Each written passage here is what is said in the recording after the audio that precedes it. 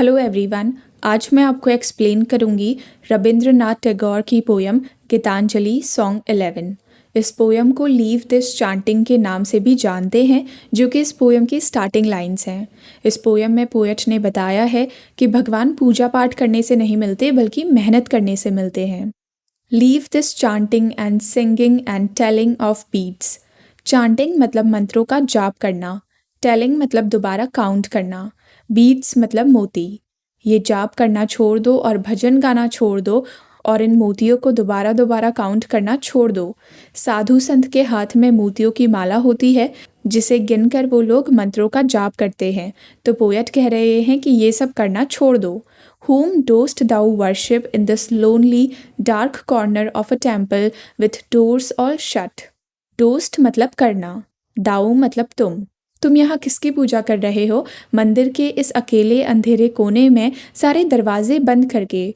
Open thine eyes and see thy god is not before thee. Thine मतलब तुम्हारी, दी मतलब you. तुम अपनी आंखें खोलो और देखो कि तुम्हारे भगवान तुम्हारे सामने नहीं है। He is there where the tiller is tilling the hard ground and where the pathmaker is breaking stones. Tiller मतलब किसान और टिलिंग मतलब खेत जोतना। वो वहाँ है, यानी भगवान वहाँ है जहाँ किसान उस सख्त ज़मीन को जोत रहा है और जहाँ रास्ता बनाने वाला इंसान पत्थर तोड़ रहा है। He is with them in sun and in shower and his garment is covered with dust. Shower मतलब बारिश, गारमेंट मतलब कपड़े। ही यहाँ कहा है भगवान को। भगवान उनके साथ हैं धूप में भी और बारिश में भी, यानी उस किसान के साथ या रास्ता बनाने वाले इंसान के साथ भगवान हैं धूप में भी और बारिश में भी। और उन लोगों के साथ रहकर भगवान के कपड़े मिट्टी से ढक गए हैं।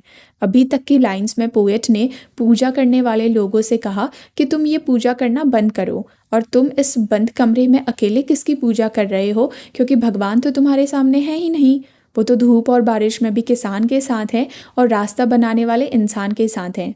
यानी भगवान उन लोगों के साथ है जो मेहनत करते हैं और अपना कर्म करते हैं, ना कि उन लोगों के साथ जो बस भगवान की पूजा करते हैं। Put of thy Holi mental and even like him come down on the dusty soil. Mental मतलब शॉल। पोएट उन लोगों से कह रहे हैं जो कि भगवान की पूजा कर रहे हैं कि इन पवित्र शॉल को उतार दो जो तुमने पहना है। हिंदू पुजारी ऑरेंज कलर का कपड़ा पहनते हैं, तो पोएट कह रहे हैं कि उस कपड़े को उतार दो और सिर्फ इतना ही मत करो बल्कि उसकी तरह यानी भगवान की तरह तुम भी नीचे जाओ उस धूल भरी मिट्टी में। Deliverance, where is this deliverance to be found?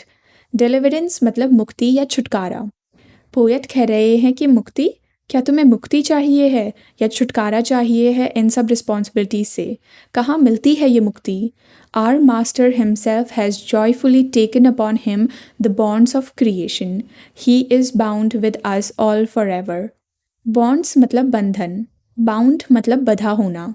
Rabindranath Tagore कह रहे हैं कि तुम मुक्ति चाहते हो, जबकि जो हमारे मास्टर हैं यानी भगवान हैं, उन्होंने खुद खुशी खुशी हमारे क्रिएशन के बंधनों की रिस्पॉन्सिबिलिटी ली है और वो हमेशा के लिए हमारे साथ बंधे हैं। यानी भगवान ने इस दुनिया में क्रिएशन की रिस्पॉन्सिबिलिटी ली है, इसीलिए वो उन लोगों के साथ रहते हैं जो कुछ क्रिएट करते हैं और इसी वजह से भगवान हम इंसानों के साथ बंधे हैं।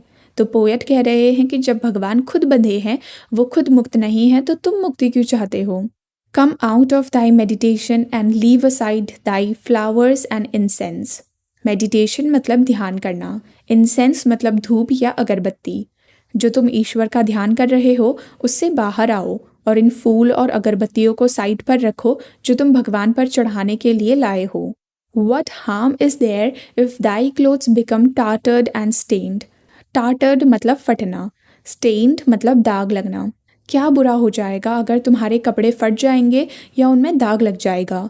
यानी अगर तुम भी भगवान की तरह उस धूल वाली ज़मीन में आकर काम करो और उस वजह से तुम्हारे कपड़े फट गए या उनमें दाग भी लग गया, तो उससे क्या नुकसान हो जाएगा?